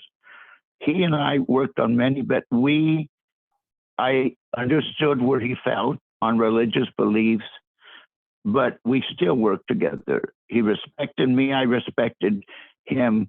I know he would never have said something like that. So I just want to thank Commissioner Desert, because she did a job I could not do verbally. And also our chair. Our chair has done her best.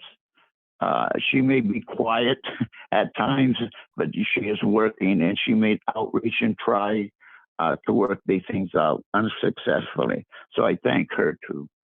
Thank you. I'd like to take my time to talk now, since I reserved it for Nicole. My computer froze as soon as he started talking, and I was unable to, or I dropped my raised hand.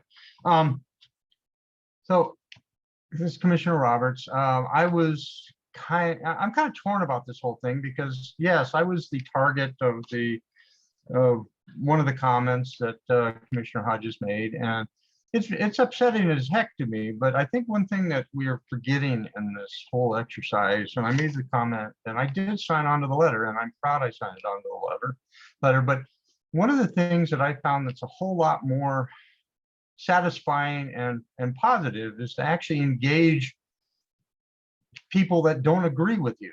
And you know, the fact that Pastor Hodges has these personal beliefs is a fact, and there's a lot of people in the community that do. And I think it's important that, you know, this not be a box, an echo chamber that we talk into and everybody says exactly the same thing. And so while I don't agree with what Pastor Hodges had to say, I do respect his right to say those things. And I do reserve the opportunity to engage with these people, and I have on numerous occasions with the very religious right, in order to just establish conversations and provide some basis of understanding. So since I started the problem that he caused by asking for an explanation of the abstention he made in an attempt to try to build consensus that everybody could support, I will abstain from any vote on this issue, but it's purely because of that opportunity. So I pass it to the next speaker. I have to respond. This is Commissioner Ramirez. Commissioner Roberts, if he had not written that letter, and I wish, it's unfortunate that every one of these commissioners do not have his letter, but as Commissioner Desert so rightfully said, after the hurt, after hearing Julia break down, he still wrote a letter, but this time he added people. So he first statements were transgender. Then he added the entire homosexual community to make sure that we were aware that we were abomination to. So there are some people who are, and it's religious belief that, you know, God bless him. But this is his belief, and this is the way he acted. It is the letter that was the icing on the cake for me. Yeah, Commissioner Ramirez, that is the reason I signed the letter, because of his follow-up letter, and you know, which reached out and specifically went after particular individuals, including myself. And but I do want to just make the point that this commission is about educating our community, and not all of our community agrees with us. And our community is a lot bigger than the 30 people that are on this commission. So that's I'm not gonna debate this situation. All I have to say is one major thing that you all need to know, and I think you all know, because you know what, I respect all of you, because you are very, just like I try to find out about other communities, and you have done that. Of the murdering and killing of transgender women, and guess what? 99% African American and Black and brown is continuing and continues even today. So what I'm saying is this also, that this commission is not about, it's bringing people together with different thoughts, different ideas, and that it is not about hurting people. It is not about hate speech. That is not part of it. Absolutely, I think everyone on this commission has dealt with, especially many of us who are of color or a so-called minority, have dealt with people like this. But this mission is not to expand the feelings of hate and prejudice. That's not the goal of this commission. That's all I have to say. Thank you. And Chair Nash, we have Commissioner Hodges, Commissioner Ishmael, and Commissioner Evans. Hands up.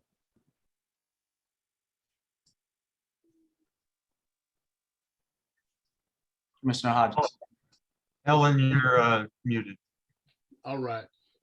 So I've heard all the comments, and I just want to first say that I love all of you. Trust me, I do.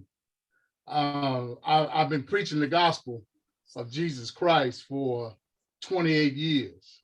I worked in law enforcement for 32 years.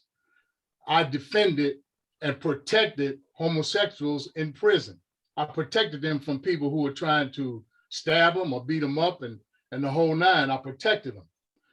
What I said, as I abstained at first, because I stick with the word of God. And everybody don't believe in the Bible. And that's not, that's that person's opinion, if you believe it or not. But everything that I said came out of the Bible. This is what I teach. I invite homosexuals to my church, and I'm not going to let nobody harm them, but I'm still going to teach against sin. And I'm going to teach against somebody that's a liar. I'm going to teach against somebody that's in an adulterous affair, somebody that's having sexual intercourse that are a man and a woman, but they're not married. I'm going to teach against gossiping. I teach against all of that. And the Bible says, and I already said it, so I ain't going to say it again, but the word of God, I agree with the word of God from cover to cover, to be inerrant, infallible, and authoritative. Now, the world has changed, but God has not, and the Bible has not changed. And I'm sticking with the word of God. Now, because some folks got hurt, I'm going to say this to you. I apologize for hurting you, but I don't apologize for what I said, because I'm not here to hurt people. I'm here to help people. Like somebody helped me. My mother and my grandmother and my great-grandmother, they prayed for me. That's why I'm still here to teach this word. I didn't always teach this word. I'm 66 years old. I didn't come to God until I was 39 years old. So for a long time, I did some things that I shouldn't have done, but I was taught that I had to be born again. So now that I'm born again, I teach in regards to that new life. So here lies the issue. I'm not going to resign. I'm not going to do that. So whatever points, whatever process you guys take, you do what you do. And again, I'm still going to tell you, I love you. I love each and every one of you. And I wouldn't let nobody harm none of you. I wouldn't let that happen. And Commissioner Roberts, I told you when you asked me, could we meet? What did I say? I said, yes, we can. We can meet and we can discuss. But I'm not going to change the way that I think. I'm not going to change the way that I have been taught by the Word of God and the concepts of the Word of God. And there are 5 rights in the First Amendment, five freedoms, I should say. It protects speech, it protects religion, press assembly, and the right to petition the government. Those five rights in the First Amendment. I would not have said anything because I went, if you can remember, I voted abstention. So when you asked me, then it came out. I've been part of this board for however long. I forgot when Supervisor Joel Landerson asked me to come on. I forgot the date that I came on. But I've never said anything against LBYGT. I've never said nothing against homosexuals. I never said nothing against transgenders. I've never done that. But then when you ask me, can we, Pastor Hodges, could you summarize it up? Because we only have 15 minutes and I have 3 more commissioners that want to speak, and then we have to take action. Well, I'm done. All right, Commissioner Ismail, I see Commissioner Evans and Commissioner Ramirez. Herminia. I just wanted to echo what have been previously stated by my colleagues, except Commissioner Hodges. It is concerning to me in IRC as we welcome and serve refugees, immigrants, and asylum seekers, including the transgender community, who actually consider San Diego as a safe haven. They've been persecuted from all over the world in coming to us here. Therefore, I support any actions to end the hate language, especially within this commission. Thank you. Commissioner Ramirez, Herminia. Hi all, thank you. I hope you can hear me. I'm making my way to my next meeting, but I thought it was important. I didn't get to sign on to the letter. I didn't have enough time to review it. But I want to thank Commissioner Desert for moving that forward. And I want us to think about this as a precedent. Like, if we allow a commissioner who has these views that are not inclusive and really are, it was very saddening. What are we setting up this commission to be? And I think our name, like as a newer commissioner, I joined because of what I wanted this commission to achieve. And I think if Commissioner Hodges remains on the commission, I would have to think about my participation in the commission. And so I hope all of us can come together and really, we speak as a commission, so we speak as a group, and really thinking about what that means. And again, thank you to everyone who already shared. And again, to Commissioner Desert, who put it so beautifully for all of us. And I hope we can, go from here, learn from it, and really do our community proud. Commissioner Evans, we have 15 minutes. Commissioner Evans, then Commissioner De Los Rios, and then Commissioner Stefan. Commissioner Evans speaking, I did sign the letter, and I thought Gina was talking about we should turn the other cheek, forgive and forget. But as a commission, we are role models, and sometimes being a role model, and I know I'm using cliches, means doing what is right and correct, not necessarily what is popular in terms of present day. attitudes. I am the one who basically pulled the scab off the wound when I asked Commissioner Hodges why he abstained. I was not expecting that response. I was thinking more in terms of, I guess, policy, procedure, not in terms of his, I guess, basic feelings, you know, and I was floored, simply floored. I mean, response could have been, I choose not to respond, or none of your business, blah, blah, blah. But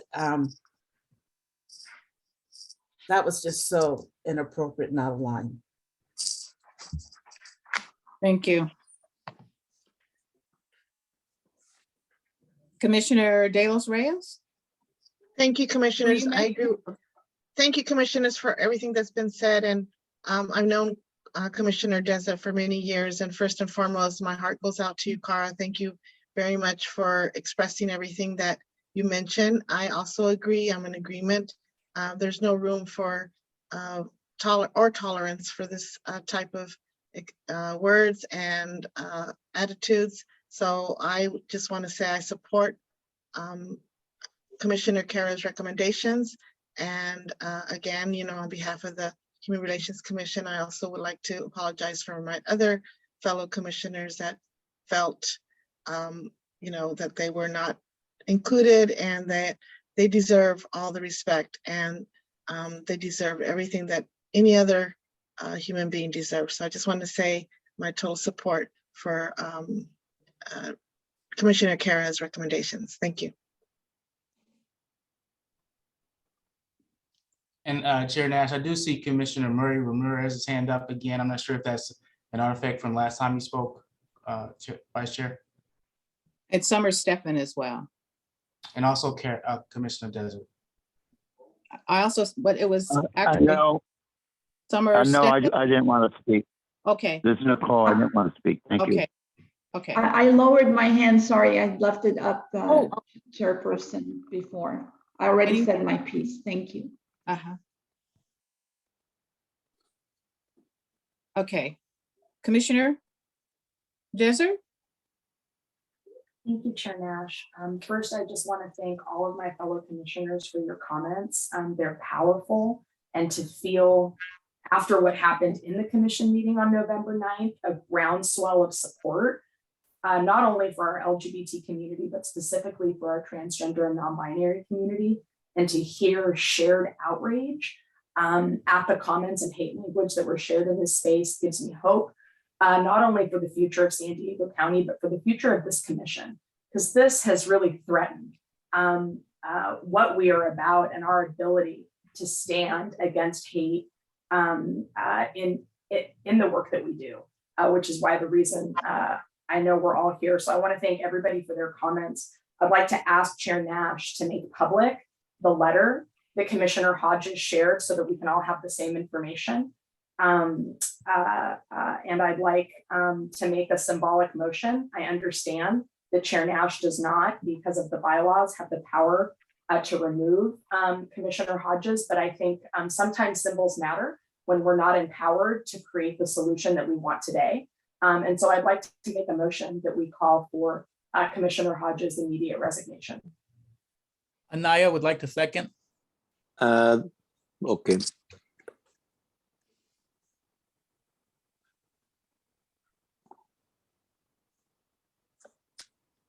And I would Chair, just- we can call for the vote, Chair Nash, but there also, I believe, was a motion that included other items. Commissioner Desert, did you want that motion to include those as well?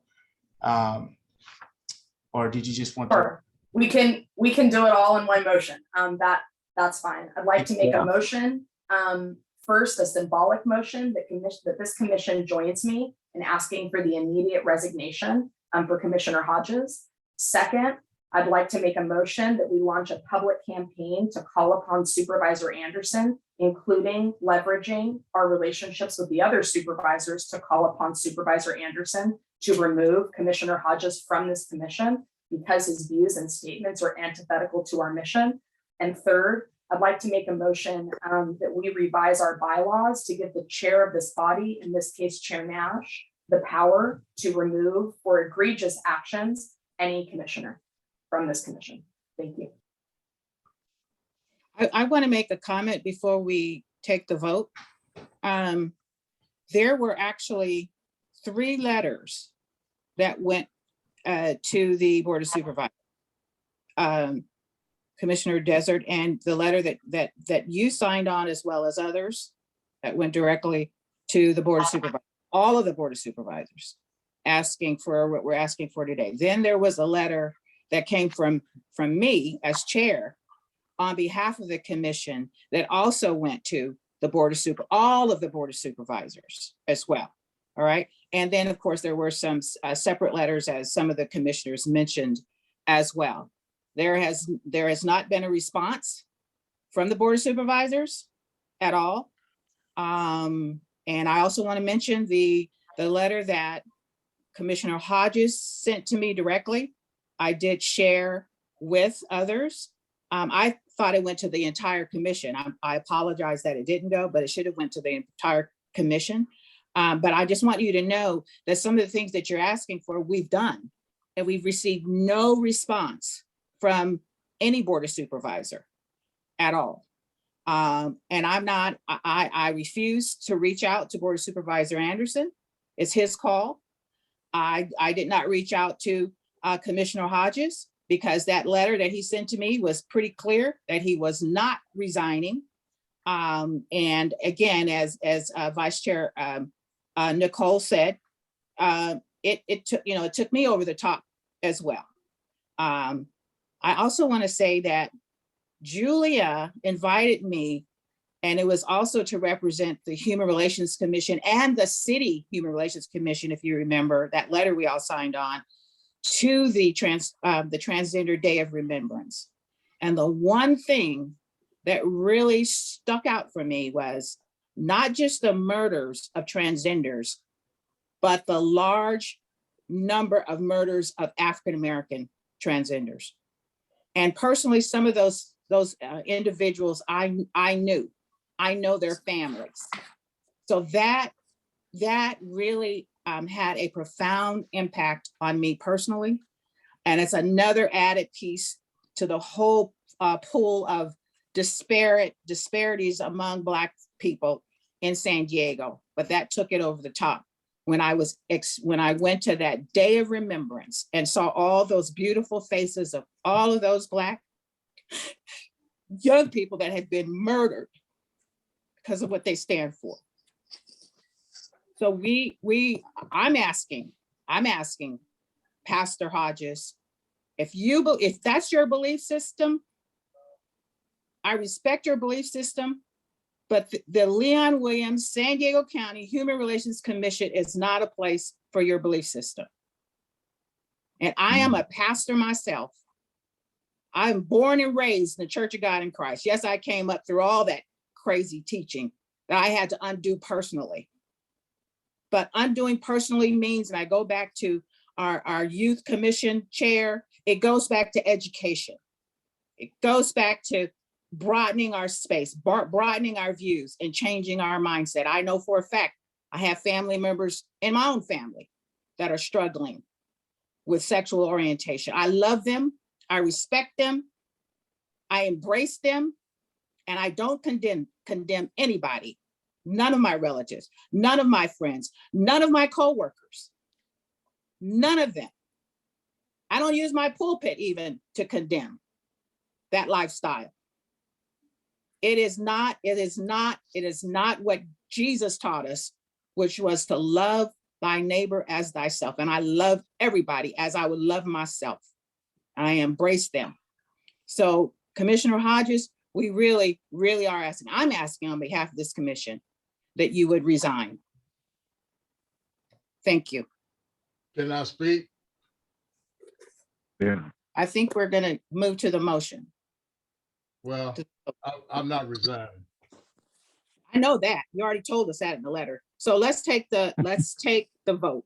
Let's move on with the vote. Actually, I had my hand still up, and I want to make a comment that I really appreciate that Commissioner Desert put in the third one, because that absolutely solidified. I do not believe that the chair has the right to throw somebody off of this without the vote of the entire commission. Absolutely. So I would change my comment that I will not abstain unless that that third part of the motion stays on there. I'm happy to revise my motion. Chair Nash, I want to thank you so much for your comments. I want to thank you for your letter. It was a powerful letter that you sent to the entire Board of Supervisors, and I want to honor your leadership and the labor of others who helped craft that letter. I want to thank this commission for the letter regarding Transgender Day of Remembrance. And I just want to say, with all due respect to the chair, we have not done some of these things. Yes, in the letter, we asked for Commissioner Hodges' resignation. And yes, we asked Supervisor Anderson to remove him, but we did not launch a public campaign. That's the next step, because we have received no response from the Board of Supervisors. So I will revise my motion. One, I would like for this commission to join me in a symbolic vote asking for the resignation for Commissioner Hodges. Second, I would like the commission to launch a public campaign targeting Supervisor Anderson and leveraging the other supervisors to remove Commissioner Hodges. And third, I'd like to revise our bylaws to give the chair the power to have a discussion requiring the vote of the majority of the commission to remove a member for egregious actions antithetical to our mission. Thank you. I'd like to continue with my second of that motion. I have a question. I know other hands are up. The symbolic vote is only for item number 1, right? The other ones are our actual. Yes, that's correct. Yeah. Thank you. And I have a comment in regards to the bylaws. I would like to remember those bylaws were, excuse my French, but thrown together in the creation of this commission. So the bylaws need to have a holistic review. And I would like to, in this particular case, definitely create a subcommittee, a bylaws subcommittee to be formed to address the updating of the Leon Human Relations Commission's bylaws overall, because the attendance came up earlier. So it does need a holistic review and update it to the current status of our commission. This is Commissioner Corey. I volunteer to be on that subcommittee. As does Commissioner Roberts. I'd like to be on that committee too. Commissioner Evans. I would like to be in that committee. Committee. This is Commissioner Ramirez. Shouldn't we finish with this vote and then get into this committee? Yes. I call for the question. I call for the vote. Yeah. All right, we'll call the vote. Commissioner Anaya, Aye. Vice Chair Arton, Aye. Commissioner Chason, Aye. Commissioner Clark, Aye. Commissioner Cinnamon Clark, Commissioner De Los Rios, Aye. Commissioner Desert, Aye. Commissioner Elliott Santos, Aye. Commissioner Evans, Aye. Commissioner Farouk, Commissioner Farouk, Commissioner Fowler, Commissioner Garcias, Commissioner Garcias, Aye. Commissioner Gillies, Aye. Edith Sanchez on behalf of Commissioner Sheriff Gore. Abstain. Commissioner Griffiths Jones, Commissioner Hassan, I abstain. Commissioner Hodges, Nay. Commissioner Ismail. Aye. Commissioner Cordy, Aye. Commissioner Legaspi, Aye. Commissioner Marie Ramirez, Aye. Chair Nash, Aye. Commissioner Perez, Aye. Commissioner Herminia Ramirez, Aye. Commissioner Ryman, Commissioner Roberts, I'm going to continue my abstention. Commissioner Ruderman, Commissioner or DA Summer Stephan, Aye. Commissioner Villaforte. Aye. Madam Chair, that motion passes with 3 abstentions and 1 no vote. How many abstentions? 3. Thank you. Thank you. The I'd like reason to move that we adjourn. we're not adjourning until we can get that subcommittee put together, the bylaw subcommittee. That's why I threw it out there, sort of out of order, because I wanted to make sure we were able to complete that item today. I didn't want to wait till next month. I did hear 3 volunteers, correct? I heard 4. I heard Commissioner Corey, Commissioner Roberts, Commissioner Evans, and Commissioner Legaspi. Okay, thank And you. this is Commissioner Garcia. I'd be interested in being on the bylaws committee. Thank you. Thank you. Thank you. Okay. Madam Chair, may I suggest if we can invite maybe a couple of because what worries me is the issue of quorum. Yes. When we are 5, we need at least 3, and if there is only 2, we cannot make it. Maybe another 2 commissioners may join us. Please. If we add more, then we need more people to make a quorum. So that's the problem on the Public Safety Commission.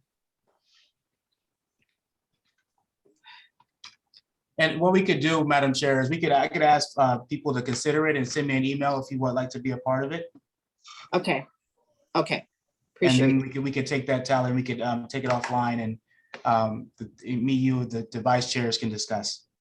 Okay. Andrew, this is Rachel. I just wanted to point out that for subcommittees, if they are more than 7, then the commission needs to establish it. And so the chair does have authority to create committees that are less, that are 7 or less. So just wanted to take action to have a number.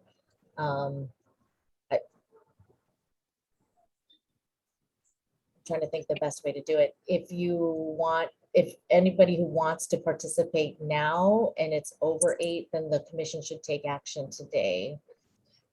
So we have 5, so we would need 2 more to make 7. So do we have 2 more volunteers today? And keep it at 7? Would that be? I will volunteer. Okay. Thank you, Commissioner Delos Reyes. I'll volunteer as well. And who was that? Was that Villaforte? Thank you, Commissioner Villaforte. All right, we have our 7. Great, great. Okay. Are there any remaining agenda items? They will have to be deferred to our next commission meeting. Yeah, Madam Chair, Yes. this is Commissioner Ramirez.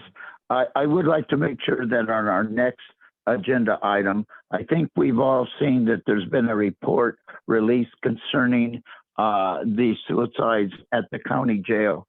So I would like our sheriff to be at our next meeting and give us a full report and review on this issue, because obviously it's a long-going issue. But what is shocking to me is that the report says many of the suicides were because of the conduct and inadequacy of the sheriff deputies, and that also information was hidden. So I think this is obviously something that many have spoken before on this commission, but I think the sheriff needs to come back and tell us what exactly is going on and his responses. I think that's a good idea. Thank you. Certainly will do. I also wanted to thank all of the subcommittees for the awesome work. The awards committee, we put on an excellent show that got great media attention. Public safety committee, you had a forum. I heard it was very successful. I'm sorry I couldn't be there. And the other subcommittees, thank you for all your work. We're in this together. And since this is December, I wanted to wish everyone a great holiday and that you stay safe. And we'll see you next year. Happy holidays, everybody. Enjoy your. Happy holidays. Happy holidays. Happy holidays, everyone. Thank you, Madam Chair. Happy holidays. Take care, everyone.